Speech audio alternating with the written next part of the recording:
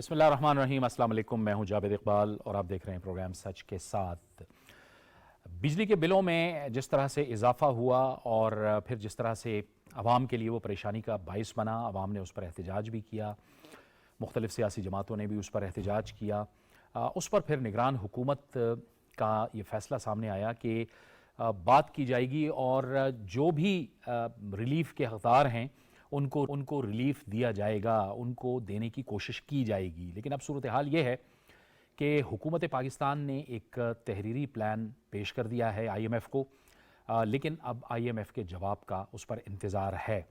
یاد رہے کہ اس سے پہلے بھی جب آئی ایم ایف پاکستان کے ساتھ معاہدے کرتا تھا تو وہ توانائی کے شعبے میں اور یہ جو انرجی سیکٹر ہے اس پر اس کے بہت زیادہ تحفظات ہوتے تھے۔ ایک تو جو گردشی قرضہ بنا ہوا ہے وہ بھی ایک بہت بڑا مسئلہ ہے، حالانکہ گردشی قرضہ بنانے میں یا بننے میں نہ ہمارا قصور ہے نہ آپ کا قصور ہے، اس میں عام صارف کا تو کوئی قصور نہیں ہے، اس میں اداروں کی باتیں ہیں، ایک ادارہ دوسرے ادارے کا مقروض ہے، لینینسی ہے یا نااہلی ہے یا سستی ہے، جو بھی ہے، لیکن گردشی قرضہ بھی پاکستان کی معیشت پر ایک بہت بڑا بوجھ ہے اور آئی ایم ایف بار بار اس حوالے سے بات کرتا رہا ہے۔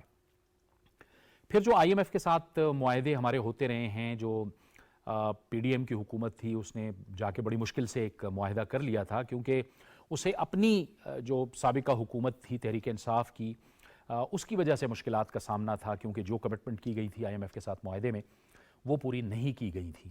اب اس کا سارا بوجھ جب آیا ہے تو عوام نے اس کو اب محسوس کیا ہے، اور عوام ظاہر ہے کہ نگران حکومت کی طرف دیکھ رہی ہے اور اس انتظار میں ہے کہ حکومت جلد از جلد اس حوالے سے کوئی فیصلہ کرے۔ تو کیا وہ فیصلے ہو سکتے ہیں، یہ آنے والے چند دنوں میں پتہ چل جائے گا کہ حکومت کیسے ریلیف دیتی ہے۔ لیکن اس کے ساتھ ساتھ جب ہم اداروں کی بات کرتے ہیں تو پھر اداروں میں بھی اصلاحات بہت ضروری ہیں، جیسے کہ ایک تو ہم نے پاور سیکٹر کی بات کی، پاور سٹرکچر کی بات کی، لیکن اس کے ساتھ ساتھ بہت سے ایسے ادارے ہیں جو پاکستان کی معیشت پر ایک بہت بڑا بوجھ بنے ہوئے ہیں۔ ان اداروں کے بوجھ سے اپنے آپ کو نکالنا وہ بھی بہت ضروری ہے۔ اس کے لیے ظاہر ہے پرائیویٹائزیشن، نجکاری میں جانا پڑے گا۔ آنے والی حکومت ہی اس پر فیصلہ کرے گی، کیونکہ ظاہر ہے نگران حکومت کے پاس تو ایک محدود سا مینڈیٹ ہے کہ انہیں معاملات کو آگے چلانا ہے اور صاف اور شفاف الیکشن کروانے میں الیکشن کمیشن آف پاکستان کے ساتھ مل کر آگے چلنا ہے۔ تو یہ وہ تمام باتیں ہیں جس پر آج ہم اپنے پروگرام میں بات کریں گے، اور اس کے لیے ہمیں کر رہے ہیں اسٹوڈیوز میں سینئر تجزیہ کار جناب طاہر نعیم ملک صاحب، آپ کو خوش آمدید کہتے ہیں۔ سینئر صحافی جناب خواجہ کاشف رفیق صاحب، آپ کو بہت خوش آمدید کہتے ہیں، اور ماہر قانون اور تجزیہ کار جناب حافظ احسان احمد کھوکر صاحب، آپ کو بھی خوش آمدید کہتے ہیں۔ گفتگو کا آغاز ملک صاحب آپ سے کریں گے۔ ملک صاحب، ظاہر ہے یہ جو ایک صورتحال ہوئی بجلی کی بلوں کی شکل میں، عام عوام پر ایک بوجھ تو آیا، لیکن عوام اب اپنی حکومت کو دیکھ رہی ہے۔ دیکھیں، ہر حکومت کی کوشش ہوتی ہے کہ وہ عوام کو ریلیف دے۔ میں یہ نہیں بلیو کرتا کہ یہ حکومت یا ماضی کی حکومت ریلیف دینے میں انٹرسٹڈ نہیں ہے، انٹرسٹڈ ہیں، لیکن دیکھنا یہ ہے کہ ان کے پاس اکنامکٹی میں کیا اس کی گنجائش ہے یا نہیں۔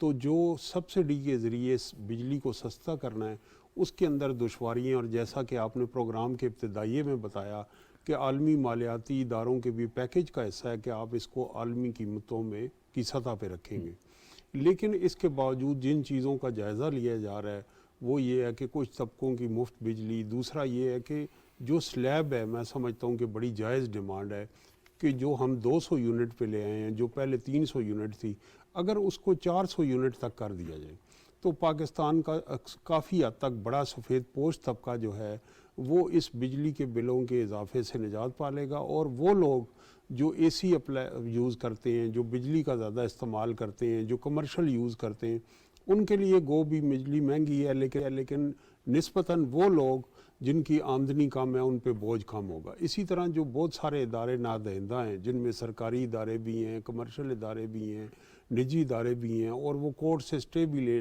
سکتے ہیں، اس کو کرنا چاہیے۔ اور اس طرح کے اقدامات کے ذریعے تیسرا یہ بھی ہے کہ جو اب میں یونیورسٹی میں پڑھاتا ہوں تو کووڈ کے زمانے میں ہماری 100% آن لائن جاوید صاحب کلاسز تھیں، اب ہم نے 100% فزیکل کر لی، تو آپ دیکھیں کہ وہاں جنریٹرز کا استعمال ہے، وہاں بسیز ہیں، فیول، ہمارا امپورٹ بل بڑھ رہا ہے۔ تو کیوں نہیں ابھی تک دنیا کے بہت سارے ممالک میں ہفتے میں 2 دن آن لائن کلاسز ہوتی ہیں، بہت ساری میٹنگز آن لائن ہوتی ہیں, سرکاری ادارے کا بہت سارا فائل ورک پیپر لیس ہو گیا. تو ہمیں یہ بھی سوچنا ہوگا کہ اس وقت دنیا جو فیول کی اور انرجی کرائسس کا شکار ہے, تو ہم اس طرح کی ریفارمز کریں کہ جس سے عام آدمی کو ریلیف ملے. اور حکومت کے جو لاسٹ پوائنٹ ہے کہ غیر پیداواری خرچے ہیں, وہ غیر پیداواری خرچے کم ہونے چاہیے. جس طرح کی کیئر ٹیکر سیٹ اپ ہے اور ان کی کوئی یہ ٹف ڈیسیژن لے سکتے ہیں, ان کی سیاسی مجبوریاں نہیں ہیں, یہ ریفارمز اداروں میں ادارہ جاتی اصلاحات کر سکتے ہیں, تو وہ جو غیر پیداواری خرچ کم ہوگا تو اس کا ایک ریلیف آپ اس طرح سے دے سکتے ہیں کہ بجلی کے صارفین کو سبسڈی کی شکل میں دے سکتے ہیں. اور آخری تجویز یہ بھی ہے کہ دنیا کے بہت سارے ملک جس میں برطانیہ بھی شامل ہے ترقی یافتہ, وہاں جس طرح آپ موبائل پہ اپنا بیلنس یا لوڈ لیتے ہیں, ایسے میٹرز ہیں جہاں بجلی خریدتے ہیں.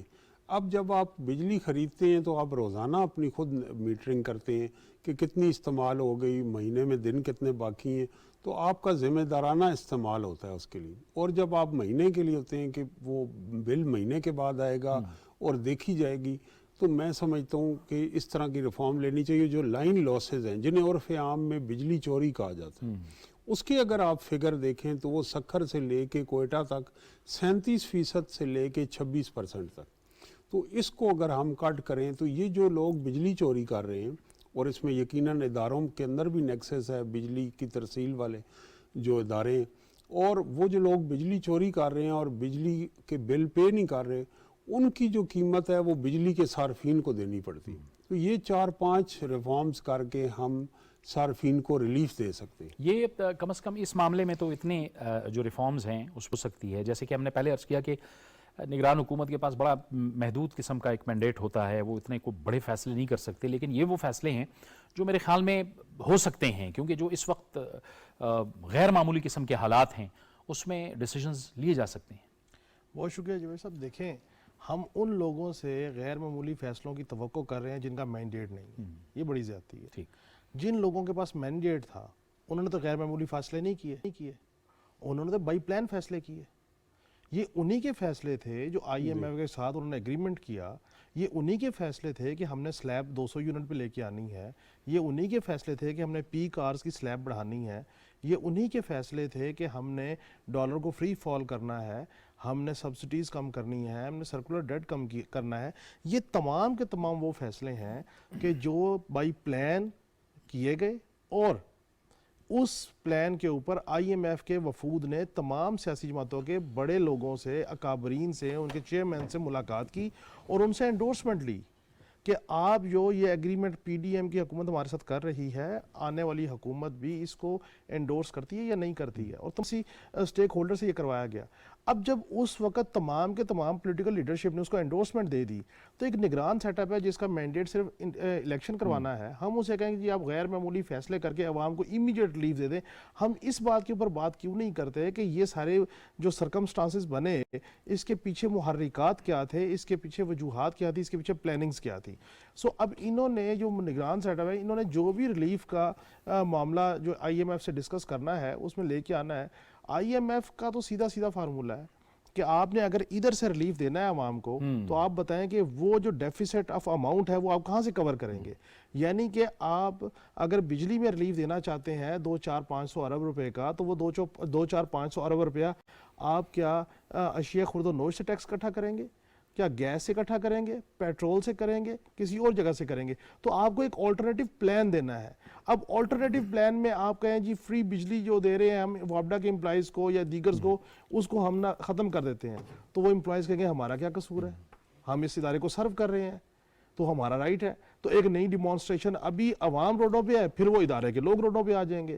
سو میں یہ سمجھتا ہوں کہ ہم نے فنڈامنٹلی جو ڈیسیژنز کی ہے, شاید ہم اس میں کہیں نہ کہیں کوتاہی کر گئے, اور ہم اس کو نہیں جج کر سکے کہ اس کا آؤٹ فال جب عوام پہ آئے گا تو عوام کے اوپر کیا اثر ہوگا. سو میں یہ سمجھتا ہوں کہ ہمیں اس کے اوپر ایک دوبارہ ڈیلیبریشن کرنے کی ضرورت ہے, جب تک تمام پولیٹیکل سٹیک ہولڈر اس ملک کے بیٹھ کے ایک معاشی پلان چارٹ آؤٹ نہیں کریں گے 20 سال کا, اور عوام کو اعتماد میں نہیں لیں گے, اس وقت تک اس کا کوئی حل نکلے گا نہیں. چونکہ آپ ایک سیگمنٹ آف سوسائٹی کو تو پریشر دے رہے ہیں کہ جی آپ ہر چیز دیں, آپ اس کے جو وہ انڈیو جو ٹیکسز ہیں بل میں لگا کے وہ آپ کہہ رہے ہیں دیں, اور اس کے بعد اب کوشش یہ کی جا رہی ہے, رائے عامہ اس طرح کی ہموار کی جا رہی ہے کہ جانے والوں کا جو لینا دینا ہے وہ ختم ہو جائے اور تمام پریشر نگران حکومت پہ آ جائے. میں یہ سمجھتا ہوں کہ یہ نگران حکومت کے ساتھ ایک زیادتی ہے, ہمیں اس کے اوپر ان کو اتنا ہی وزن ڈالنا چاہیے جتنا ان کا مینڈیٹ ہے. اگر وہ نہیں کر سکتے تو دیکھنا یہ چاہیے کہ اس کا حل کیسے نکلے گا. یہی بات ہے احسان صاحب کہ کچھ پس منظر بھی بہت ضروری ہے, پھر اس میں جو آئی پی پیز کے ساتھ معاہدے ہوئے ہیں اس حوالے سے بھی بڑی باتیں ہو رہی ہیں. بہت سے پھر فیصلے کرنے ہوں گے, ہمیں اس بیک گراؤنڈ کو بھی دیکھنا ہوگا, موجودہ حالات کو بھی دیکھنا ہوگا, کیونکہ ظاہر ہے عوام کے پاس بھی تو کوئی راستہ ہونا چاہیے نا. بسم اللہ الرحمن الرحیم. جاوید بھائی آپ کا بہت شکریہ. یہ جو آپ جس سیگمنٹ کو بھی آپ نے سینٹرک کیا ہوا ہے, یہ جو ہمارا بڑا کینوس ہے پرابلم کا, اس کا ایک کمپوننٹ ہے, اور وہ کمپوننٹ یہ ہے کہ جس نے امیڈیٹلی اب آپ کے عوام کی بس کر دی ہے کہ جس سے وہ ریئیکشنری موڈ کے اندر آ گئے ہیں کہ آپ دنیا کو اگر کمپیریٹیولی آپ اس چیز کو دیکھ لیں تو جو بجلی ہے وہ اب آپ کے فنڈامنٹل رائٹس کے اندر آتی ہے کہ آپ کو یہ ایک نیسیسٹی آف لائف ہے کہ آپ نے اس کو افورڈیبل حد تک رکھنا ہے. عوام کا کام یہ ہے کہ وہ اپنے پروٹیسٹ کو جس طرح لے کے آئی ہے, اب اس کو ریئلائز کیا جائے کہ اب ہم نے اس نیسیسٹی کو کس طرح کرنا ہے. ابھی بات ہو رہی ہے کہ صرف اس ماہ کے اندر آئی ایم ایف سے کریں, تو کیا ہم نے جو 51 روپیز کا یونٹ ہے اس کو ہم نے سپٹمبر کے لیے ڈیفر کر دیا ہے یا ہم اس کو اکتوبر کے لیے ڈیفر کر دیں گے؟ یہ ایک کنسسٹنٹ پرابلم ہے, اور اس پرابلم ہمارا سب سے بڑا اس کمپوننٹ کا ہمارا انرجی مکسچر ہے کہ 240-45 ملین کی پاپولیشن ہے, ہم سارا امپورٹ بل کرتے ہیں اپنا فرنس کا, ہم اس کے بعد جو ہے کہ ہمارا 60-70% فرنس آئل پہ جاتا ہے. پھر اس کے بعد یہ ہے کہ دنیا کے اندر اتنا زبردست ملک ہے ہمارا لینڈسکیپ کے کانٹیکسٹ کے اندر کہ ہمارے ہائیڈرل جو ہیں اس کے ریزروز بن سکتے ہیں, ہم نے اس پہ توجہ نہیں دی. ہم نے کالا باغ ڈیم کو ایک پالیٹکس کے اندر لے کے گئے, اور کالا باغ ڈیم جو ہے وہ پاکستان کی ایگریکلچر کے لیے بھی بہتر ہے, پاکستان کی الیکٹریسٹی کے بھی لیے بہتر ہے کہ 7-7.5 ہزار میگا واٹ بجلی جو ہے وہاں سے آپ کو آ سکتی ہے. یہ جتنی بھی ساری چیزیں کی ہیں, اگر آپ اس کو بڑے کینوس کے اندر جایا جائے تو یہ بہت بڑا ہمارا پبلک پالیسی کا فیلئر ہے کہ ہم نے اپنے عام آدمی کی پرابلمز کو فیوچرلی اوور کاسٹ بھی نہیں کیا اور ہم نے اس کو سلوشن بھی نہیں بتایا. اب اس کے ساتھ اگر دوسرا ایسپیکٹ اس کا آپ اس کا دیکھ لیں تو کیا دنیا میں ان ممالک کے اندر جو ہے ابھی ریسنٹلی ایک چارٹ آیا ہے کہ سب کانٹیننٹ کے اندر ہماری تقریباً 37,000 روپے ایوریج ہماری انکم ہے, اور ہمارا یونٹ جو ہے وہ 51 روپے پہ ہم چلے گئے ہیں. اور پھر آپ یہ دیکھیں کہ جس طرح ہماری کرنسی جو ہے اس کے اندر ایک ڈیویلیویشن والا سلسلہ چل رہا ہے, جتنا ڈیویلیو کرتے جائیں گے, چونکہ آپ کا امپورٹ بل تقریباً 26-27 ارب ڈالر کا ہے, جو آپ کا اس کا پیٹرولیم پروڈکٹس کا آپ نے دیکھا کہ 14 روپے جو آپ کا پیٹرول ہے وہ بھی بڑا ہے, آپ کا ڈیزل بھی اس کے اندر بڑا ہے. اس کے لیے جو امپورٹنٹ چیز میں سمجھتا ہوں ان ساری چیزوں کے اندر یہ ہے کہ ہمیں سب سے پہلے جو ہمارے لیڈرز ہیں انہیں اپنی ان ساری شارٹ کمنگز کو ریئلائز کر لینا چاہیے کہ اب ملک جو ہے وہ اس طرح نہیں چل سکتا. اب نہ اس ملک کے اندر اس طرح کا انصاف کا نظام چل سکتا ہے, نہ اس طرح کا گورننس کا نظام چل سکتا ہے, اور نہ ہمارے ملک کے لوگ اس طرح کے ہیں کہ اب ان کے اوپر اتنا پریشر ڈال دیں کہ اس پریشر کی اب ان کے اندر سکت رہ جائے. چونکہ ہوا یہ ہے کہ وقت کے ساتھ ساتھ جو تھا, جو ہمارا مینوفیکچرنگ تھا جس کو 1.2% پہ تھا جب پاکستان بنا ہے, اور یہ ہمارا جی ڈی پی کا 27% پہ گیا تھا, اب ہم پھر 1.2% پہ آ گئے ہیں. مینوفیکچرنگ نہیں ہے, امپلائمنٹس نہیں ہے. تو اگر یہ سارے پروسیس کے اندر اگر آپ نے جانا ہے تو ہمارے لیڈرز ہیں, پولیٹیکل پارٹیز ہیں, ان کو کلیئر مینیفیسٹو کے اندر آنا چاہیے. اس ملک کے اندر عوام کو سچ بول کے بڑے بڑے فیصلے عوام کے لیے کرنے چاہیے, اور عوام کا سب سے بڑا ڈیمانڈ یہ ہے کہ اس ملک کے اندر انصاف سستا ہو, اس ملک کے اندر بیوروکریٹ جو ہے وہ اکاؤنٹیبل اس کے اندر آئے, اس ملک کے اندر ان کی جو ایجوکیشن ہے اس کو فری کیا جائے جس طرح دوسرے ممالک کے اندر ہے, اور اس طرح جو بیسک پروڈکٹس ہیں آپ کی, جس کے اندر آپ کا پیٹرول ہے, جس کے اندر آپ کی گیس ہے, جس کے اندر آپ کی بجلی ہے, آپ اس کے اندر افورڈیبلٹی کے اندر لے کے آئیں. اگر آپ افورڈیبلٹی کے اندر نہیں لے کے آئیں گی تو ساری سیونگز جو ہے وہ آپ کی اس طرف جائے گی, پرابلم آپ کا وہیں کھڑا رہے گا, اور اس ملک کے اندر ایک کیوس اور لالسنس والی سچویشن جو کھڑی ہو جائے گی. اس سے پہلے بہتر یہ ہے کہ ہم ان ساری چیزوں کو احاطہ کریں کریں, اس ملک کے لیے سوچیں, اس ملک کی عام آدمی کے لیے سوچیں اور ان پرابلمز کو اچھے طریقے سے ریزالو کریں اور شارٹ لمٹس کے اندر اس چیز پہ براہ ایکسرسائز راست کی جائے. تعلق ہے. ظاہر ہے آپ کی معیشت کا پہیہ رک جاتا ہے, انڈسٹری بھی نہیں چلتی, نظام بھی نہیں چلتا, کام بھی. اور انڈسٹری کا جیسے کہ حافظ صاحب نے بھی فرما دیا, ایک زمانے سے ہم جو ہے ہماری انڈسٹری تو بالکل ختم ہوتی جا رہی ہے, ہم نے اس پہ توجہ ہی نہیں دی. خیبر پختونخوا کے اندر جو دہشت گردی گزشتہ 10-15 سال میں ہوا, وہاں سے انویسٹمنٹ چلی گئی, وہاں سے انڈسٹری چلی گئی. بہت بنیادی چیزیں تھیں جو ہمارے پاس تھیں لیکن اب نہیں ہیں. دیکھیں یہ دونوں جو پینلسٹ نے گفتگو کی ہے وہ بڑی برمیل ہے اور یہ سٹرکچرل آپ کے ساختیاتی نوعیت کے اکانومی کے مسائل ہیں اور یہ کسی ایک گورنمنٹ سے نہیں. پچھلے 30 سال سے ہم ایک ڈائریکشن لیس اکانومی اور اسٹیٹ کی جانب بڑھ رہے ہیں. تو پھر یہ دیکھیں کہ جب دنیا کی معیشتیں ڈائیورسیفائی ہوئیں, دنیا میں جس طرح نالج بیس اکانومی آئی, ہم ڈائیورسیفائی نہیں ہوئے. آج امپورٹ بل جو پیٹرولیم کی ہے چیزوں کا وہ انڈیا میں بھی اتنا ہی ہے لیکن ان کی ایکسپورٹس اس سے کئی زیادہ ہیں. المیہ یہ ہے کہ جو فگرز حافظ صاحب نے بتائے ہیں $25 ارب کے, اس سے کم ہماری ایکسپورٹس ہیں. ایک ایسا ملک جس کی ایکسپورٹ اس کے امپورٹ جو صرف ایک پروڈکٹ ہے پیٹرولیم اس سے کم ہے. تو یہ اگر ہم 60s میں بھی تولیے جرابیں بیڈ شیٹیں بنا رہے تھے تو آج وہ بننا بھی بند ہو گئیں. تو ہم نے غیر پیداواری سیکٹر, ریئل اسٹیٹ سیکٹر اور سٹے پہ مبنی ایک کسینو بیس اکانومی بنائی ہے جس میں ایزی منی آتی رہی.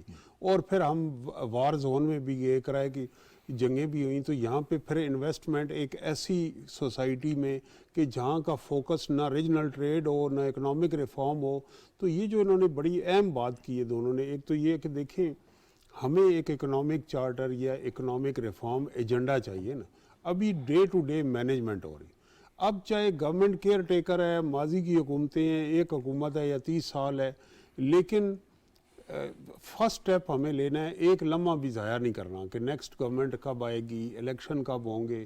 اس کے اوپر سوسائٹی کو ڈیبیٹ کرنی چاہیے کہ ہمارا سرکولر ڈیٹ کیسے کم ہوگا. جو 1400 ارب پہ ہمارے خسارہ ہے سرکاری اداروں کا جن کے اندر ہم ٹیکس پیئر منی انجیکٹ کر رہے ہیں. آج کی نیوز ہے کہ $2 کروڑ جو ہمیں پی آئی اے کو دینے پڑیں گے کہ اس کے جہازوں کی سروسنگ کے.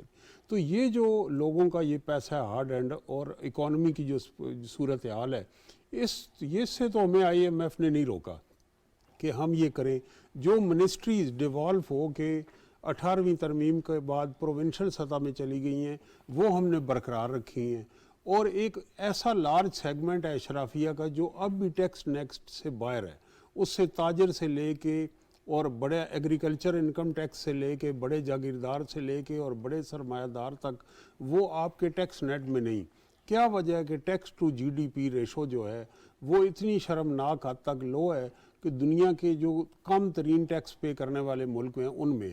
تو جب ریاست ہماری امیر کیسے ہوگی, ایسے ہی ہوگی کہ اس کی پیداوار بڑھے گی اور ریاست ٹیکس حاصل کرنے کی صلاحیت زیادہ کرے گی, اور تیسرا خسارے میں چلنے والے جو ادارے ہیں اسٹیٹ اونڈ ان سے جان چھڑائے گی. تو یہ 3-4 چیز کرنے کے لیے ہمیں کسی ہر گورنمنٹ پہ کا یہ فرض ہے کہ وہ ڈے ٹو ڈے. اور چوتھا جو پوائنٹ ہے گورننس کا بڑا اچھا ہے. ایک مہنگائی ہے اور ایک مہنگائی سے ہم گورننس ریلیٹڈ اپنی بہتر کر کے گورننس عام آدمی کو ریلیف دے سکتے ہیں. اس کی میں آپ کو مثال دیتا ہوں. آپ شوگر کی پرائز دیکھیں, اس کی پچھلے سال جنوری میں 80-85 روپیز پرائز تھی اور آج 200 روپے تجاوز کر گئی ہے. کوئٹہ میں 205 روپے. تو یہ پیورلی ایک گورننس ریلیٹڈ ایشو ہے. آپ دیکھیں کہ چاہے آج کی حکومت ہے, ماضی کی حکومت ہے, پچھلے گورنمنٹ نے ایکسپورٹ الاؤ کی کہ نومبر تک ہمارے پاس سرپلس سٹاک ہے. اب وہ سرپلس سٹاک کدھر ہے؟ اور اب ہم نے وہ جو چینی باہر بھیجی اب ڈالرز میں ہم واپس منگائیں گے. اسی طرح پچھلی گورنمنٹ نے ویٹ باہر بھیجی اور پھر ہم نے یوکرین سے ویٹ منگائی. تو یہ جو سارا کھیل ہے, یہ نیکسس ہے, اس کو گورننس کے ذریعے صرف ایک میں اگزامپل آپ کو دیتا ہوں کہ اگر ڈپٹی کمشنر چاہے ہر ڈسٹرکٹ میں تو وہ ہر شوگر مل کے باہر 2 ٹرکس پہ ایکس مل پرائس اور جو مارکیٹ کی پرائس ہے اس میں 20 روپے کا فرق ہے. 20 روپے کلو سستی چینی ہر شوگر مل کے باہر ہر صارف کو 5-5 کلو مل سکتی ہے. دوسرا کل لاہور ہائی کورٹ میں ڈان اخبار کی سٹوری ہے, डिप्टी कमिश्नर साहब से पूछा गया कि आप 10 बजे मार्केट्स क्यों नहीं बंद करवा रहे, उनका हम नहीं करवा सकते। तो ये एक ब्यूरोक्रेटिक लैकुना है, इनर्शिया है कि दुनिया के किस मुल्क में 10 बजे तक माकूल टाइम है, 10 से लेके 1-2 बजे तक आपकी दुकानें खुली होती हैं, उनमें लाइट, बिजली, हर तरह की चीज़ और वो इस्तेमाल होती है और उसका एक इम्पेक्ट आता है। तो जब हम टाइम पे मार्केट नहीं बंद करा सकते, जब हम एक्स मिल प्राइस पे किसी प्रोडक्ट को एक आम कंज्यूमर तक नहीं दे सकते, जब हम सरकारी इदारों का खसारा नहीं कम कर सकते, तो इसके ऊपर डिबेट होनी चाहिए। जो इन्होंने बड़ी अच्छी बात की कि इस वक्त हम इलेक्शन, किसी सियासी पार्टी का इकोनॉमिक रिफॉर्म एजेंडा हमें नहीं नज़र आया कि वो ये रोज़ाना हमें एक दूसरे पे तनकीद के निश्तर बना रहे। पर आपका कंपटीशन का मैदान इकोनॉमी होना चाहिए ना, एक कि आप बिजली का खसारा कैसे कम करेंगे, आप ये करें, उसके लिए एक मरबूत और वाज़े प्लान अब नहीं तो कब, अब तो ये इलेक्शन का साल है, बिल्कुल ठीक। इसमें देना चाहिए। काशिफ साहब, एक तरफ आप प्राइवेट सेक्टर को देखते हैं, प्राइवेट सेक्टर में जो कंपनियां बनती हैं, जो सेटअप्स बनते हैं, वो ऊपर जाते हैं, पब्लिक सेक्टर में आप देखते हैं हमारे इदारे नीचे जाते हैं। ये एक बहुत बड़ा तजाद है जो हमारे सामने नज़र आता है। वजह क्या है? लोग पब्लिक सेक्टर के अंदर बैठ के बस वो अब समझ जाते हैं कि बस हम तो पक्के हो गए, बस सारा कुछ सारा सिस्टम ठीक है, और वो लिथार्जिक का शिकार हो जाता है। अब आप देखें पाकिस्तान स्टील मिल्स का, PIA का, ये जो इदारों की हम बात करते हैं। देखिए, जब ऐसा प्राइवेट सेक्टर में सबसे इम्पॉर्टेंट चीज़ होती है कि वहाँ पे right man to right place होता है। वहाँ पे ये कोशिश की जाती है कि अच्छे से अच्छा ब्रेन जो है उसको बाई किया जाए मार्केट से और उसको बैठाया जाए और वो बिज़नेस को ऊपर लेके जाए। अनफॉर्चुनेटली हमारा जो सिस्टम है उसमें right man for right job नहीं है। राइट मैन उसी को कहते हैं जिसकी एफिलिएशन है, और आप जब पावर में होते हैं तो आप अपने लोगों को, जिन्होंने मुश्किल वक्त में आपके साथ वक्त गुजारा होता है, जेल में आपकी पेशियों पे आते हैं, आपको खाना शाना पहुंचाते हैं, आपके साथ बड़ा ताल्लुक़ होता है उनका, आप उनको बड़े से बड़े ओहदों पे बिठा देते हैं क्योंकि ये आपका लॉयल है, इन स्पाइट ऑफ दिस कि उसके अंदर उस पोस्ट की एलिजिबिलिटी है या नहीं है। ये अनफॉर्चुनेटली हमारे एक सिस्टम का एक बहुत बड़ा लकूना है। जब आपने लॉयल्टी की बुनियाद पे बंदे को बिठा दिया तो उसके अंदर कॉम्पिटेंसी है या नहीं है, तो वो सिस्टम को कैसे ऊपर लेके जाएगा? कोई दूसरी सूरत नहीं है। हमारा प्रॉब्लम ये है कि हमने ना कभी ये हायरार्की की। आप बहुत सारे ऐसे लोग हैं, मैं आपको एक मिसाल देता हूँ। एक डॉक्टर है यहाँ पे, नईम ताज साहब, सर्जन है, वो वाइट डॉक्टर हैं जिनका 2 दफ़ा Guinness book of world record में नाम है, लेकिन उनको किसी ने शॉर्ट लिस्ट नहीं किया किसी बड़े टाइटल के लिए, किसी तमगा इम्तियाज़ के लिए, किसी चीज़ के लिए, और वो जो सा है वो Guinness book of world record उनको इंटाइटल कर रही है। हम नहीं कर रहे क्योंकि उनका कोई रिलेशन नहीं होगा या उनकी कोई से नहीं होगी। सो जिस वक्त आप अपने लोगों को अप्रिशिएट नहीं करेंगे मेरिट की बुनियाद पे, आप लोगों की प्लेसमेंट नहीं करेंगे मेरिट की बुनियाद पे, और सिर्फ आपका यही मंशा और मतमा नज़र है कि वहाँ पॉलिटिकल पावर कॉरिडोर से आपका रिलेशन है तो आपने एक अच्छी सीट हासिल कर ली, उसके बाद आपने उनकी ही बात को सुनना है। ये सबसे बड़ा अलमिया है इस सिस्टम का। पूरे मुल्क की आप ब्यूरोक्रेसी का अहाता कर लीजिए कि पिछले 20 साल का, आपको यही एक चीज़ मिलेगी।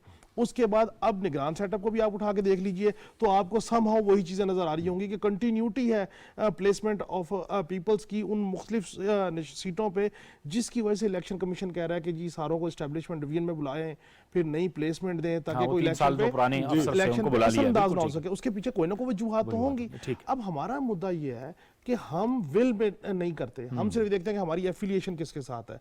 हम ये प्लान करके बैठे हुए कि हमने अगली हुकूमत किसकी आनी है, हम ये प्लान करके बैठे हुए अगली हुकूमत को लाना कैसे। हम ये प्लान नहीं कर रहे कि अगला महीना हमने कैसे अवाम को रिलीफ देना है। हम ये प्लान नहीं करें कि अगला हफ्ता हमने अवाम को कैसे रिलीफ देना है। अहल लोगों को सामने लाना, ला ही नहीं सकते। Right man for the right job. ठीक, बिल्कुल आप दोस्त कह रहे हैं। मैं आता हूँ, लेकिन एक ब्रेक का वक्त हुआ है, ब्रेक लेंगे, ब्रेक के बाद गुफ्तगू को आगे बढ़ाएंगे।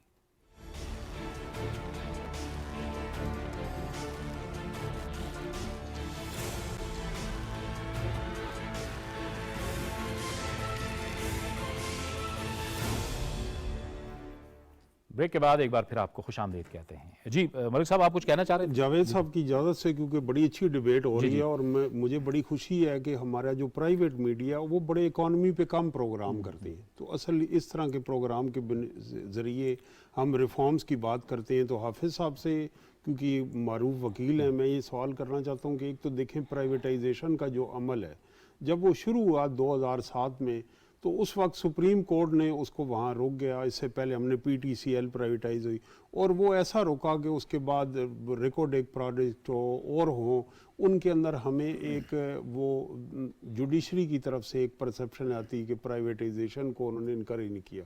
دوسرا یہ کہ جو بڑے لارج ٹیکس پیئر ہوتے ہیں یا ان کے اوپر ٹیکس عائد ہوتا ہے تو وہ کورٹ سے ریلیف اسٹے لے لیتے ہیں, ریلیف لے لیتے ہیں. ان کے اندر کمرشل یونٹ ہیں, انڈسٹریل یونٹ ہیں اور دوسرے ہیں, اور اس اسٹے کی وجہ سے ہمارے اربوں خربوں روپے ٹیکس کے جو ان کے اوپر ڈیو ہیں رکے ہوئے ہیں. تو کیا آپ نہیں سمجھتے کہ بزنس اور اکانومی کے لیے یہ جو جوڈیشل ریفارمز ہیں یہ بھی کس حد تک ضروری ہے؟ اور ساتھ میں یہ سوال بھی لے لیجیے گا احسان صاحب کہ ایک تو یہ جو پرائیویٹائزیشن کا جو معاملہ ہے اس کو بھی ہم پولیٹیسائز کر دیتے ہیں. اب ایک جماعت جو ہے وہ فرض کیا کہتی ہے کہ یہ بوجھ ہے اور یہ حقیقت ہے, کئی 100 ارب روپوں کی وہ مقروض ہے, ادارے تنخواہ دینے کے قابل نہیں ہیں.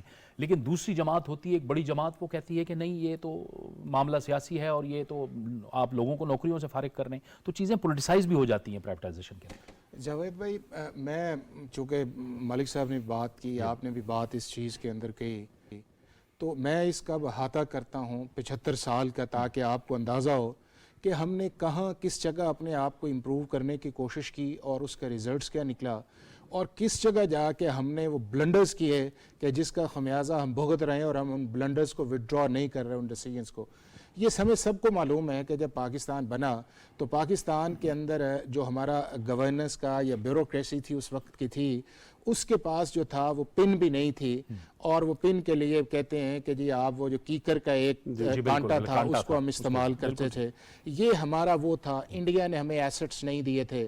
ہمارے پاس تقریباً 20 لاکھ کے قریب جو تھے وہ امیگرنٹس بھی یہاں پہ آئے, جو انڈیا سے یہاں پہ آئے, اور وہ جو ایک بہت بڑی پارٹیشن کے اندر زیادتی ہوئی کہ جو بنیادی پرنسپل سب کانٹیننٹ کا تھا کہ جس علاقے کے اندر مسلمانوں کی اکثریت ہوگی وہ پاکستان کے ساتھ جائیں گے, اور جس جگہ ہوگے, اور وہ آپ دیکھیں کہ ہمارے جو سارے بڑے علاقے تھے جو ہمارے ساتھ ملتے تھے جنہیں پتہ ہی نہیں تھا یہ ہوگا, وہ ہمارے ساتھ آئے.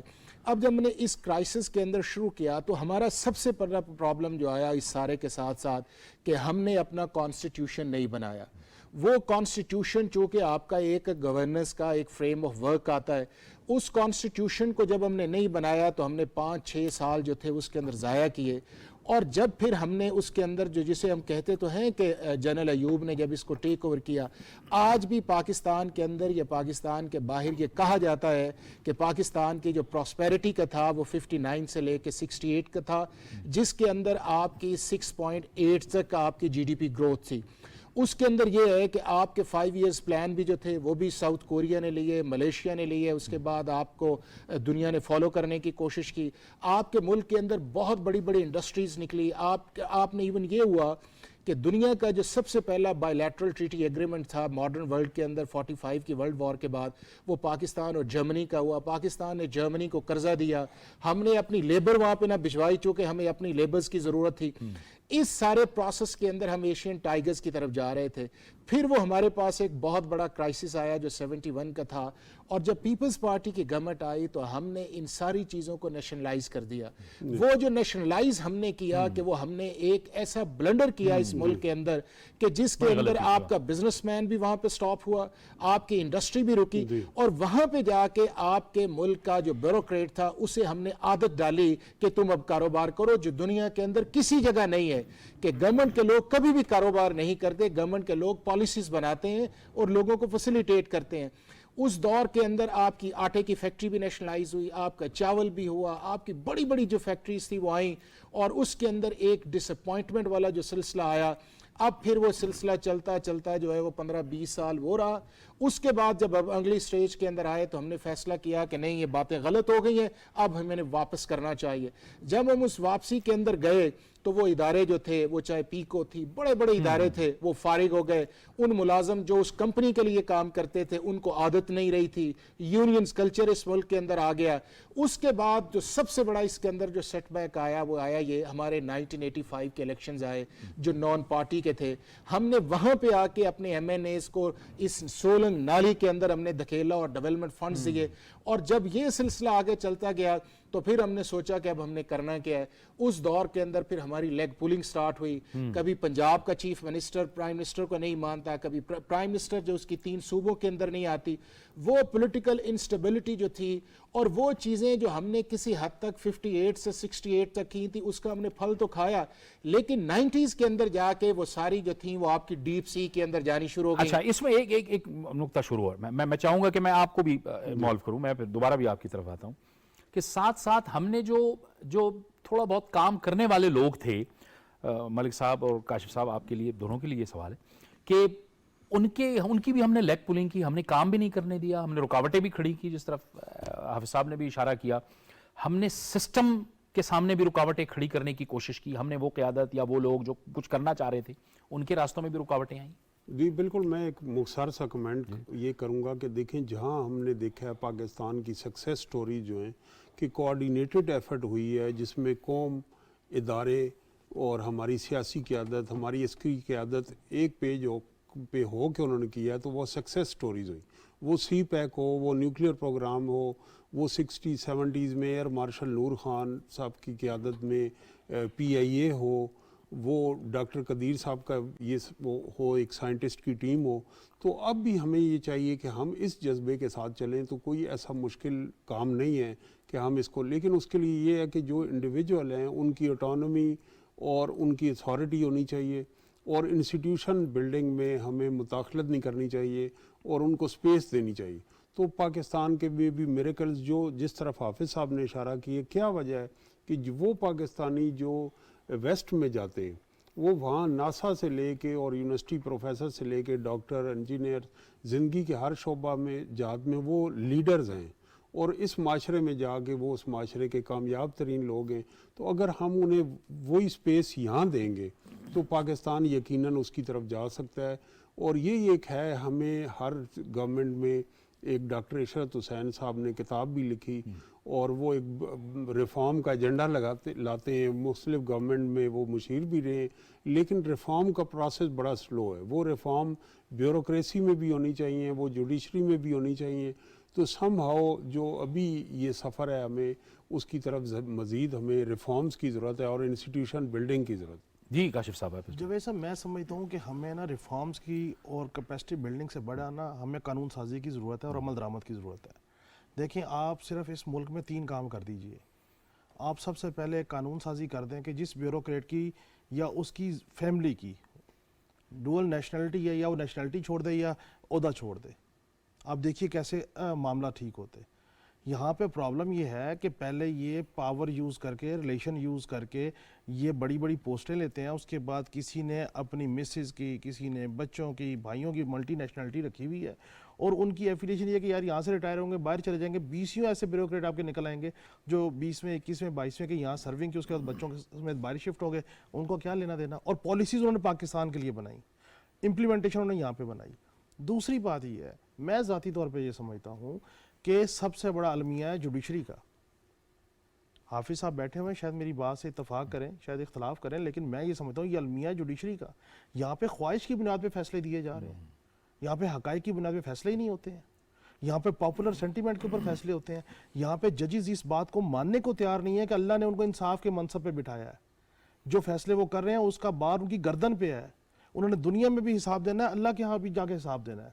ہم کیسے فیصلے کر رہے ہیں؟ پاپولر سینٹیمنٹ کے اوپر, ایفیلیشن کی بنیاد پہ, ججز کی ایفیلیشن کی بنیاد پہ فیصلے آ رہے ہیں. اب آپ دیکھیں, جس وقت آپ ایک بندہ وہ ایک کیس میں اندر جاتا ہے, اس کو سزا ہو جاتی ہے, ایسے BSCO فیصلے آئے کہ بندہ جیل میں مر گیا, بعد میں اس کو بری کر دیا گیا. بندہ جیل میں چل بسا اور پتہ لگا یہ بے گناہ تھا, اور ایسے بہت سارے جن کی ضمانتیں ہو گئی اور بعد میں پتہ لگا وہ گناہ گار تھا اور وہ باہر ہی مر گیا. سو آپ کیا جوڈیشل سسٹم میرٹ کے اوپر فعال نہیں کر رہا, آپ کا بیوروکریٹک سسٹم میرٹ پہ فعال نہیں کر رہا, آپ کا اکنامک سسٹم جو ہے وہ پاپولر سینٹیمنٹ کے اوپر بیس کر رہا ہے کہ ہم نے اپنا الیکشن کیسے جیتنا ہے, ہم نے کیسے چیزوں کو لے کے جانا ہے. میں ایک چیز آپ کو بتاؤں کہ دیکھیے, ہم جس معیشت کی وجہ سے سارے گرداب میں ہیں, بھوکے پیٹ سے کوئی نظریہ, کوئی ترقی نہیں ہو سکتی. یہ بڑی پڑھی لکھی بات, آپ جو مرضی فارمولہ لگا لیجئے. جب تک آپ ساؤتھ میں وزیرستان کی بات کر لیں یا ساؤتھ پنجاب کی بات کر لیں, آپ انٹیریئر سندھ کی بات کر لیجئے یا بلوچستان کی بات کر لیجئے, آپ جب تک لوگوں کو روزی روٹی کا نظام نہیں دیں گے، معیشت کا نظام نہیں دیں گے، اس وقت تک وہ کیسے آپ کے ساتھ انگیج ہوں گے؟ یہاں پہ ایک بنیادی حقوق نہیں ہے، بجلی کو تو چھوڑیے، تعلیم کے حقوق نہیں ہے، پینے کے پانی کے حقوق نہیں ہے، آپ کیسے اس کو نظام کو آگے چلا سکتے ہیں؟ اور دوسری طرف معاملہ یہ ہے کہ منرل واٹر جو ہیں وہ یوز ہوتے ہیں، تو وہ جو ڈفرینس آف سوسائٹی ہے وہ بھی تو کہیں نہ کہیں ایڈریس ہونا چاہیے۔ میں ذاتی طور پہ سمجھتا ہوں کہ سول بیوروکریسی میں سب سے پہلی جو ریفارمز ہے وہ آپ ڈوئل نیشنلٹی کو ایڈریس کر لیں، اور میں آپ کو بتاؤں آپ جس وقت اس کو چھیڑیں گے، جس وقت اس پہ ڈیبیٹ انیشیٹ کریں گے، آپ کی آواز دبا دی جائے گی یا ان معاملات کو کیسز کو کورٹ میں لنگر آن کرنے شروع ہو جائیں گے۔ ظلم یہ ہے کہ 21ویں یا 22ویں گریڈ کے جو لوگ ہیں وہ جا کے کورٹوں میں رکوا لیتے ہیں، اپنی پروموشنز رکوا لیتے ہیں، سینیورٹی کا پھڈا بن جاتا ہے، 4 سال سینیورٹی کا پھڈا نہیں سیٹل ہوتا۔ سو اس سارے معاملے کے اوپر جوڈیشل ریفارمز نہیں ہوں گی، انصاف ہوتا ہوا نظر نہیں آئے گا، پلیسمنٹ ہوتی ہوئی نظر نہیں آئے گی۔ مجھے بتائیں لوگوں کا اعتماد کیسے آئے گا؟ لوگوں کو آج پتہ لگ جائے کہ ہماری جو لیڈرشپ ہے وہ خود بھی سیکریفائز کرنے کو تیار ہے، عوام پھر سیکریفائز کرنے کو تیار ہو جائے گی۔ بالکل ہم نے تو اپنا کردار دکھایا ہی نہیں۔ ہمارا کردار تو یہ ہے معذرت کے ساتھ کہ ہم نے خود بغل گیر ہوئے شادیانے بجائے کہ جناب IMF سے ہمارا معاہدہ الحمدللہ ہو گیا، ہماری رات دن کی محنت تھی وہ کنکلوڈ ہو گئی، اب اس معاہدے کا عوام خمیازہ بھگت رہی ہے اور تنقید نگران حکومت کو بھگت رہی ہے۔ دو چیزیں اب سامنے آتی ہیں، ایک چیز تو میں طاہر نعیم ملک صاحب سے پوچھ لوں گا، آپ جوڈیشل ریفارمز کے لیے جب ہم بات کریں گے تو میں آپ کی طرف آتا ہوں۔ وہی ایک تو دولت کی مساوی تقسیم ہی معاشرے میں برابری کا باعث بنے گا، جو ایک بڑا ایک مختصر سا ان کی گفتگو سے میں یہ سمجھتا ہوں کہ اس وقت دیکھیں کیپیٹلزم کا ایک گلوبل ایک ہے چیلنج ہے کہ ڈسکانٹینٹ، اور پوری دنیا میں اس کے خلاف مظاہرے بھی ہوتے ہیں، اور ہر معاشرے میں باہر کے ترقی یافتہ ممالک میں بھی، امیر ترین ممالک میں بھی غریب بھی ہوتے ہیں، امیر بھی ہوتے ہیں۔ فرق کیا ہے ہم جیسے ملکوں میں؟ ہمارے ملکوں میں غریبوں کے لیے یا ان کے بچوں کے لیے آگے بڑھنے کے یکساں مواقع نہیں۔ اسٹیٹ کا کام ہے کہ وہ غربت تو نہیں ختم کر سکتی، لیکن وہ صحت میں، تعلیم میں اور اپرچونٹیز میں جو غریب لوگ ہیں یا امیر لوگ ہیں انہیں ایکول اپرچونٹی دے۔ یہاں ان کے لیے آگے بڑھنے کے مواقع اس طرح نہیں ہے جس طرح، اسی لیے لوگ دوسرے ملکوں میں جاتے ہیں۔ تو یہ ایک بہت بڑا مسئلہ ہے۔ 60s 70s 80s تک ہمارا ایجوکیشن اور ہیلتھ کا سسٹم ایسے تھا کہ لوگ تعلیم کے ذریعے، غریب آدمی، عام آدمی کا بچہ بھی آرمی آفیسر بن جاتا تھا، ڈاکٹر بن جاتا تھا، انجینئر بن جاتا تھا، پروفیسر بن جاتا تھا۔ لیکن اب وہ راستے تعلیم کے ذریعے اور دیگر ذرائع کے ذریعے مسدود ہوتے جا رہے ہیں۔ اس پہ ریاست کو سوچنا چاہیے۔ حافظ صاحب، ایک تو یہ ہے کہ ظاہر ہے جس کی طرف ہم اشارہ کر رہے تھے کہ سیاسیوں نے بھی ایک دوسرے کی ٹانگیں کھینچی، پھر انکانسٹیٹیوشنل کام بھی ہوئے۔ ایک تو اداروں کو اپنی حدود کا تعین اور حدود کا احترام کرنا ہے، آئینی حدود کا احترام کرنا ہے، چاہے کوئی بھی ادارہ ہو، اسٹیبلشمنٹ ہو، عدلیہ ہو، اور پھر ریفارمز کی طرف جانا ہے، کیونکہ ظاہر ہے عدلیہ سب کے لیے معزز ہوتی ہے، جس کا مسئلہ کہیں نہیں حل ہوتا وہ سب لوگ عوام جو ہے وہ عدلیہ کو ہی دیکھ رہے ہوتے ہیں۔ جاوید بھائی، میں جس بات کی طرف جا رہا تھا الٹیمیٹ میرا یہی تھا اس چیز کے اندر۔ اب میں آپ کے ڈائریکٹلی آپ کے اس طرف آتا ہوں۔ وہ بنیادی چیز جو اس ساری سنیریو کے اندر آپ کو نظر آتی ہے یا مختلف ایریاز کے اندر جب ہم جاتے ہیں، وہ جاتے ہیں کہ ہمارا جو جوڈیشل سسٹم ہے یا ہمارا جو بیوروکریٹکس یا گورننس سسٹم ہے وہ ایک آؤٹ ڈیٹڈ سسٹم ہے۔ آج بھی ہمارے ملک کے اندر 1860 کا جو ہے وہ پاکستان پیرل کوڈ ہے، 1898 کا کرمنل پروسیجر کوڈ ہے، 1908 کا سول پروسیجر کوڈ ہے، 1920 کا آپ کا آربیٹریشن ایکٹ یہاں پہ چل رہا ہے۔ پھر ہمارا جو بیوروکریسی تھی، ہم نے 1935 کا انڈین ایکٹس لیا۔ انہی چیزوں کو جو انگریز کی ایک مائنڈ سیٹ یہ تھا یا کلونیلزم تھا، ہم نے اس کو کنٹینیو کیا، اور جب ہم اس نے کنٹینیو کیا تو آہستہ آہستہ جو پاکستان کا عام آدمی ہے اور جو پاکستان کا چلانے والا ہے ان کے اندر ڈسٹنس بڑھتا گیا، اور جو بڑھنے کی لیول اب اس کے اندر آ گئی کہ اب اکراس دا کنٹری اگر آپ چلے جائیں تو جتنے بھی آپ انڈیکس دیکھتے ہیں، چاہے آپ ایجوکیشن کا انڈیکس دیکھتے ہیں، جسٹس دیکھ لیں، اس کے بعد سوشل جسٹسز کے آپ دیکھ لیں، اپنی کرنسی دیکھ لیں، اس کے بعد آپ اپنی اسٹرینتھ دیکھ لیں، وہ ساری کی ساری جو ہے وہ ویک ہو کے اور دنیا کے ہم لوز پہ گئے ہیں۔ ایز آف ڈوئنگ بزنس آپ دیکھ لیں، فورن ڈائریکٹ انویسٹمنٹ دیکھ لیں۔ لیکن میں اس کو کنکلوژن کی طرف جاتے ہوئے میں آپ کو دو چیزیں اب کہنا چاہوں گا، گزارش کرنا چاہوں گا کہ پاکستان کی اسٹرینتھ ہے کیا ہے اور اس کا وے فارورڈ کیا آنا چاہیے۔ جاوید بھائی، دنیا کے جتنے بھی ممالک ہیں ان کی اسٹرینتھ جو ہے وہ 4 چیزوں پہ بنیاد کر کے چلتی ہے۔ نمبر 1 ان کے نیچرل ریسورسز کے اوپر، नंबर 2 जो उसकी बुनियाद बनती है उनके जियोग्राफिकल एरियाज भी बनते हैं, वो किस इलाके के अंदर उस चीज़ के अंदर है। तीसरा उसका ह्यूमन रिसोर्स जो है वो उसका बड़ा काउंट करता है उस चीज़ के अंदर कि वो किस तरह के लोग हैं। और चौथी जो इंपॉर्टेंट चीज़ है वो उसका गवर्नेंस, जस्टिस, ये चीज़ें चलती हैं। अब बदकिस्मती की बात अब आप ये देख लें, और ये भी एक यूनिक एग्जांपल है, जब मैं बाहर पढ़ने गया और पाकिस्तान ने ये न्यूक्लियर एक्सपेरिमेंट्स किया 98 के अंदर, तो दुनिया हैरान हुई कि उस मुल्क का लिटरेसी रेट है या इकोनॉमिक आप ये देख लें, और वो दुनिया की पहली इस्लामिक पावर भी बने। तो मतलब ये है कि हमारे अंदर गट्स का या हमारे अंदर टैलेंट का कोई इशू नहीं है, हमारे अंदर वो गवर्नेंस का। अब 3 देख लें कि दुनिया, अभी एक कॉन्फ्रेंस करवाई थी लास्ट गवर्नमेंट ने अंदर जिसका डस्ट एंड डेवलपमेंट था, और हमने कहा कि 6000 ट्रिलियन US डॉलर्स जो हैं वो हमारे रिजर्व्स हैं। दुनिया का कोई मुल्क ऐसा नहीं है कि जिसकी 60% आबादी जो है वो आपकी यूथ पे उसके अंदर है। दुनिया का ऐसा कोई मुल्क नहीं है इस तरह के जिसकी तरफ एक सुपर पावर भी करती है, दूसरा सुपर पावर भी साइड्स पे है, इंडियन ओशंस की तरफ भी आप भी जाते हैं। और आप अगर अपनी सिर्फ और सिर्फ जो है अपना इकोनॉमिक कॉरिडोर जो है उस पर कर लें तो आपकी रॉयल्टी जो है, जिस तरह मिस्र का स्विस कैनाल वाले और टर्की वाले करते हैं, आपकी बिलियंस डॉलर्स के अंदर वो आ जाती है। लेकिन जब ये सारी चीज़ें आती हैं तो उसका जो वे फॉरवर्ड है, वो वे फॉरवर्ड ये है कि पाकिस्तान का पॉलिटिकल सिस्टम भी वीक है, पाकिस्तान का कॉन्स्टिट्यूशनल सिस्टम भी वीक है, और हम ये हैं कि हम इन चीज़ों को एड्रेस करने की बजाय हम वेग इश्यूज़ के अंदर चले जाते हैं। हम कहते हैं कि फ़लाँ इदारा जो है वो अपनी लिमिट में रहे, फ़लाँ इदारा रहे। पाकिस्तान के अंदर पार्लियामेंट को लेजिस्लेशन करनी चाहिए, ये उनका कॉम्पिटेंट है कि क्या करनी चाहिए इस मुल्क के अवाम की बेहतरी के लिए। पाकिस्तान के अंदर जुडिशरी को क्या करना चाहिए इस मुल्क के अंदर इंस्टेंट रेजोल्यूशंस के लिए, ताकि आपके जो बिलियंस ऑफ डॉलर की इन्वेस्टमेंट वो मुल्क के अंदर आए, आपको बाहर के मुल्कों के अंदर 20-20 अरब डॉलर तक आपको फाइन ना पड़े।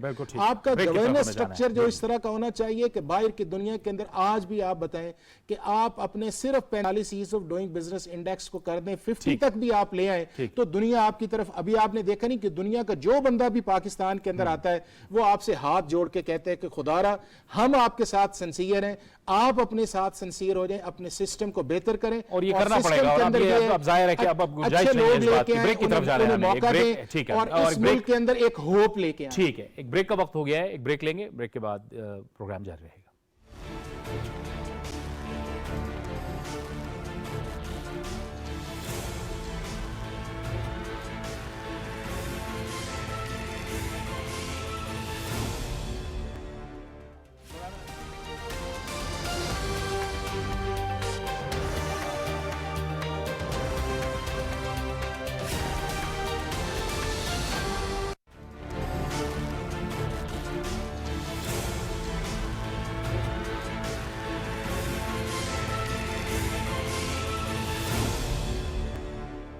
प्रोग्राम में नाज़रीन एक बार फिर आपको खुशामदीद कहते हैं और गुफ्तगू को आगे बढ़ाते हैं। वही बुनियादी तौर पे कुछ फैसले करने होंगे और हर एक को, हर स्टेक होल्डर को और हर शख्स को, चाहे वो इज्तिमाई हो या इनफरादी हो, जिम्मेदारी लेनी होगी। मलिक साहब, इसमें कोई शबा नहीं, फ़र्द से इदारे बनते हैं और इदारों से आगे रियासत बनती है, तो इसमें हमें वो जो, लेकिन जो लीडिंग बाय एग्जांपल है, हमारे इंस्टीट्यूशंस हैं और हमारे जो लीडर्स हैं उनको इसमें जब वो एग्जांपल से लीड करेंगे और वो तमाम रिफॉर्म्स के लिए उनकी कमिटमेंट लोगों को नज़र आएगी, तो इसी मुल्क में मैंने देखा है कि लोगों ने लाइन में लग के कर्ज उतारों, मुल्क सवारों के लिए पैसे दिए हैं, लोगों ने रफाई कामों के लिए दिए हैं, ज़लज़ले में, सैलाब में, जंग में, हज़ारों चीज़ों में आपने कुदरती आफ़तों में देखा है। पिछले साल जो सिंध में तबाही हुई किसी ने नहीं, तो ये मिट्टी ज़रखेज़ है। सिर्फ ये है कि एक रोड मैप हमारे पास होना चाहिए और एक ऐसी क़यादत होनी चाहिए जिस पे लोग ट्रस्ट करें और उस क़यादत की के साथ, कमिटमेंट के साथ हम इन बहरानों से निकल सकें। ये ज़ाहिर है एक मुश्किल सूरत हाल है, लेकिन ज़ाहिर है आवाम को एक उम्मीद तो दिलानी है। और पाकिस्तान जो है वो एक टैलेंट से भरपूर मुल्क है। वही लीडरशिप और हर फर्द, हर शख्स ने अपनी ज़िम्मेदारी के साथ आगे बढ़ना है। जब वैसा आवाम को उम्मीद उस वक्त होगी जिस वक्त तमाम पॉलिटिकल लीडरशिप के अंदर एक नुक्ते के ऊपर यकजा होंगे, ये विल होगी कि हमने इस आवाम की बेहतरी के लिए काम करना है और हमने मुल्क की मईशत के लिए, मुल्क की बेहतरी के लिए काम करना है। अनफॉर्चुनेटली हमारा जो पॉलिटिकल सिस्टम है, ये लीडरशिप है, ये सारे पॉपुलर सेंटीमेंट की तरफ जाते हैं, جب یہ پاور میں ہوتے ہیں تو ان کی القابات، ان کی گفتگو کچھ اور ہوتی ہے، اور جب یہ پاور سے اترتے ہیں تو پھر ان کے الزامات اور دشنام ترازی کسی اور طرز پہ ہوتی ہے. سو میں یہ سمجھتا ہوں کہ اگر آپ خواہش، انا اور ضد کو پیچھے رکھ کے آپ صرف بیٹھ جائیں ٹیبل پہ کہ جی ٹھیک ہے آپ بھی پاپولر ہیں، ہم بھی پاپولر ہیں، ایک پولیٹیکل سسٹم کا پروسیس کا حصہ بنتے ہیں، لیکن منیمم اس بات کے اوپر طے کر لیتے ہیں کہ یہ جو 20 سال کا ہم نے چارٹرڈ آف اکانومی کیا، اس چارٹرڈ آف اکانومی کے اوپر کسی بھی پولیٹیکل پارٹی کی حکومت آ جائے یہ کنٹینیو ہوگا، اس سے نہیں پھیلے گا. ہم یہ بات تو اس بات کا اعادہ کرتے ہیں، پچھلے 75 سال سے کرتے آ رہے ہیں. کشمیر ہماری شہر رہ گئے، اس کی وجہ یہ ہے کہ پانی کا ایک ایشو ہے نا. لیکن اب ہمیں یہ طے کرنا پڑے گا کہ ادارے، ملک، پاکستان ریڈ لائن ہے عوام کے لیے، شخصیات ریڈ لائن نہیں ہے. یہ طے کرنا پڑے گا ہمیں کہ جو سی پیک ہے یہ ہماری معاشی شارگ ہے، اس کو ہمیں کسی طور بھی اس کے اوپر کمپرومائز نہیں کرنا. جبکہ ہمارے ملک میں جو انسرجنسیز ہیں، جو پراکسیز کھیلی جا رہی ہیں، اس کے پیچھے 1 پوائنٹ ایجنڈا ہے کہ آپ کا سی پیک نہ کمپلیٹ ہو سکے، اس کی ایکسیسیبلٹی وائڈ نہ ہو سکے. اب اگر ہم سی پیک اکٹھے ہو کے کر جاتے ہیں اور خدا نہ خواستہ سی پیک میں وہ کنٹروورسیز نہیں آتی جو کالا باغ ڈیم میں کنٹروورسیز آئیں، جس وقت یہ سی پیک ٹوٹلی 100% ایگزیکیوٹ ہو گیا تو میرا یہ خیال ہے کہ اس ملک کی معیشت آٹومیٹکلی اوپر آ جائے گی. ضروری اس بات ہے، یہ بات ہے کہ جو انٹرنیشنلی ہمارے اوپر پریشر اور پراکسیز کھیلی جا رہی ہیں، اور اس کی مین وجہ ہمیں معاشی طور پہ کمزور اور ہماری معیشت کو وینٹیلیٹر پہ رکھنا ہی مقصود ہے. ہمیں اس چیز کے اوپر ایڈریس کرنا ضروری ہے، اور وہ ایک ہی صورت میں ہوگا کہ جب تمام پولیٹیکل فیکشن اور تمام اکابرین کنٹری ایک نقطے پہ بیٹھ جائیں گے کہ ہم اس ایک نقطے کے اوپر اکٹھے ہیں، آپ آگے جیسے مرضی چلتے جائیے. اور اس میں ایک بات میں بالکل آپ کے توسط سے بتاؤں گا کہ آپ صرف سارے چیزوں کو چھوڑ دیجئے، صرف فارماسیوٹیکل انڈسٹری کو اٹھا لیجئے، آپ صرف جو گورنمنٹ کے کانٹریکٹرز ہیں ان کو اٹھا لیجئے، آپ کسی اور ایجوکیشن کے ڈپارٹمنٹ کو اٹھا لیجئے، اور آپ حیران ہوں گے کہ حکم امتناعی لے کے، سالہ سال سے حکم امتناعی لے کے کس طریقے سے وہ ایکسٹرا مائلیج لی جا رہی ہے پرائس کے اندر، کس طرح مائلیج لی جا رہی ہے ایکسٹرا پیمنٹ کے اوپر، اور کیسے یہ گورنمنٹ کے لوگوں کو امپلیکیٹ کر رہے ہیں اور عدلیہ کے دباؤ ڈال رہے ہیں کہ ہمیں پیمنٹ ایکسٹرا کی جائے. چلیں یہ تو بات ہو گئی، آپ نے اس میں ذکر کیا پراکسیز کی، کھیل کی چونکہ آپ نے بات کی ہے تو دوسری طرف ایک کھیل بھی جاری ہے. ہم نے گورننس پہ، سیاست پہ، قانون پہ تو ذرا بات کر لی، دوسری طرف ہم دیکھ رہے ہیں کہ ایشین کرکٹ کپ ٹورنامنٹ جاری ہے، اور بڑی زبردست کل پاکستان اور بھارت کا میچ تھا، بدقسمتی سے پورا تو نہیں ہو سکا، ذرا اس پر بات کر لیں. حافظ صاحب آپ نے بھی دیکھا میچ، مزہ آیا آپ کو؟ میں نے دیکھا ہے جی، اور مجھے بڑی خوشی ہے کہ بڑی دیر کے بعد ایز اے نیشن جو ہے ہم یہ سمجھتے ہیں کہ ہمارا ایک وننگ کمبینیشن ہے.